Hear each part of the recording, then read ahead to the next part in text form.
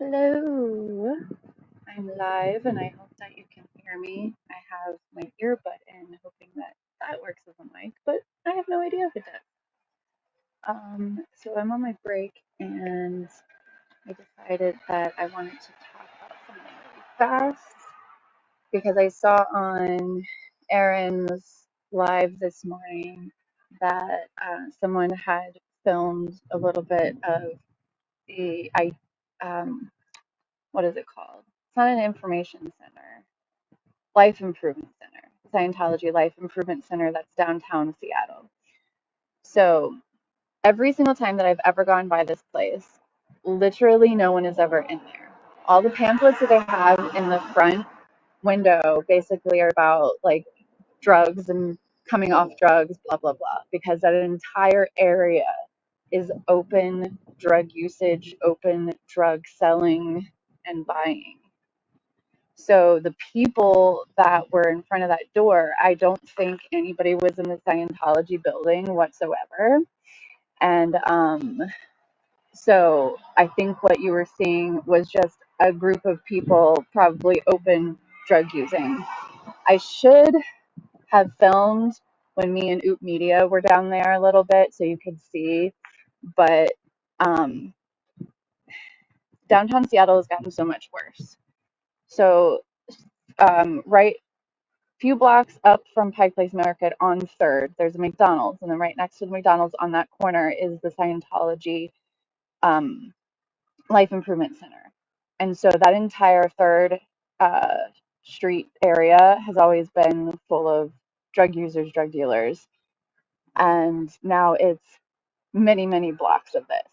And when we were walking around, I lost count of how many people were actually shooting up in the middle of the sidewalk. I lost count of how many people were keeled over from passed out from being on drugs. It's not a fun looking area. And so I don't think anybody was doing anything to help anybody from that Scientology building. The org itself is where I was protesting at, and there's like nothing around there, and it's very, very clean. Very clean. Like, I don't even think I can put um, any posters on the poles around there because there are none. And if there were, if they allowed venue posters up around there, then there would have been more. And then I would feel comfortable putting some Scientology, anti-Scientology posters up. But because the area is so weirdly clean, I'm just gonna have to do that in other neighborhoods or like just find the ones that already have shit on them that I can like add to. So basically, that's all I wanted to talk about was just the Seattle downtown spot.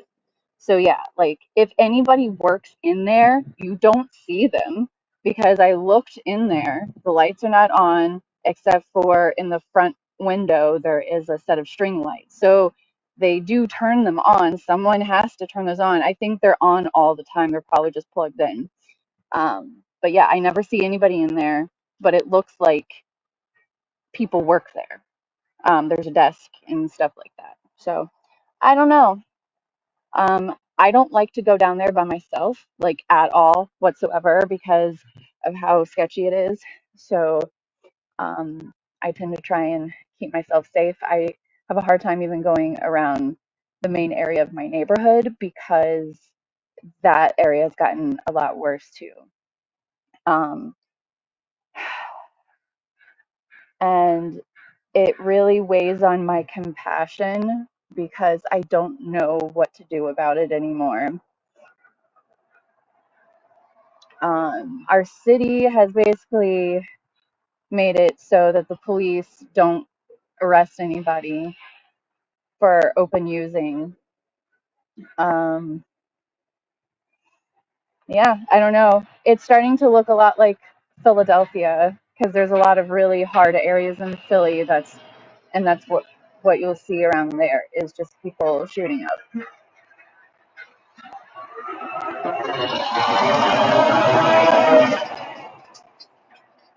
Uh, so yeah, that was loud. Sorry about that. Loud truck. Um, Also, I was watching a little bit of the live that is going on right now with Rabbit and Nora and Pinche Becky. I was discussing with a few people in there that I have taken Narcan around with me. I have taken Sharps containers around with me because also when if I see a needle on the ground, especially in a park, I want some place to be able to put it. Um, So yeah, I've always carried around that stuff around here, and it just is now feeling like, do I need to carry around 10 things of Narcan? Because every time I leave my house, I'm gonna see like at least five people that are just like, maybe they're overdosing on the sidewalk. I have no idea, but I can't help everybody. And it's become a very sad situation. I'm used to drugs, not doing them, but having them around my life because of my mother. Um, I learned very quickly at a very young age what hard drugs were.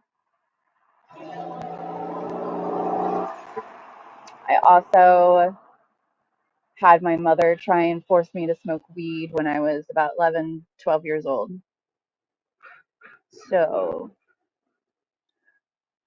I don't not have compassion for drug users, but I do have my own specific boundaries when it comes to being around people that do those sorts of things because both of my parents were addicts. Because she didn't want to smoke by herself, John. Yep, that's all it was. She wanted to keep trying to teach me how to smoke weed, so I was extremely against weed. You wouldn't think that now, but for most of my life I was extremely against weed. I was extremely against drugs. Um, yeah, yeah. Fun times. Also, the only way my dad knew how to bond with me was to offer me alcohol as well before I was even 21. So, I mean, that's also a weird thing in my house because even though, like, I didn't grow up with my grandparents being like that, they were not addicts at all. They were not drinkers. They only drank on special occasions, even though we're an Irish household. And so it's not like a big deal to allow like a spoonful of like whiskey or a spoonful of like Guinness or something like that to a child in an Irish family. But they were also not addicts either. So they were very aggressive in teaching me about like how to combat my mother about these things, and what my dad and my mom were doing to themselves and to people around them. So yeah, I learned all this stuff really, really early, unfortunately, and then also had to watch my mom shoot up and smoke meth and crack and whatever she felt like doing. The first time I ever took ecstasy when I was about 18 or 19, I told my mom, and the first thing that she did was wanted to like basically swap good stories about it. And that's not the kind of conversation I was really wanting to have with my own parent who was a drug addict. I mean, I told her because I'm just like, I don't know, I'm forthcoming with a lot of things in my life. Um, and I thought that if I told her, it would bring us like closer together, but I guess I wasn't thinking how she would actually react to it. And what I didn't want it, yeah, I didn't want it to be like a bonding moment. Like, oh, you've done hard drugs. Now look at me. I've done them too. Woo. But when her reaction was like, oh, that's cool. How was it for you? Let's talk about it. That's when I was like, wait a minute, this is weird. I don't actually want to have this conversation with you. Um, And maybe one day I'll talk about the time that she actually, no, I did talk about this once. I've only talked about it once, so I'll just like reiterate it real quick. So on my Healing Together podcast, I did talk about this one incident where my mom decided that in the middle of the night after shooting up heroin that she needed to come visit me. She got to like my neighborhood and then flipped her van a bunch of times, landing herself in the hospital. Everybody around me was like, uh, let's not take Mandy to the hospital. You don't want to see your mom like that, blah, blah, blah. And I said, no, I'm going because she needs to see me. She needs to look up from her hospital bed and see the look on my face and what she's just done to me. We never really had discussions about it after that. Um, I never saw her after that on that particular drug, but it doesn't mean that she didn't do it after that either. Because I was still pretty young at that point. I think I was like 13, maybe. Um, no, maybe I was about still 12, 11 or 12. I was still around that age. Um, yeah. So I have very complicated feelings when it comes to drugs, drug addicts, alcoholics, because I just don't want to watch someone else die in front of me. I don't want to predict your death is going to be from an overdose, like I did with my mother. Um, I don't know how to transition to anything less negative at the moment, so I'm just going to say hi. Thank you for listening to me. I'm glad that your grandparents were at least giving you tools to deal with your folks.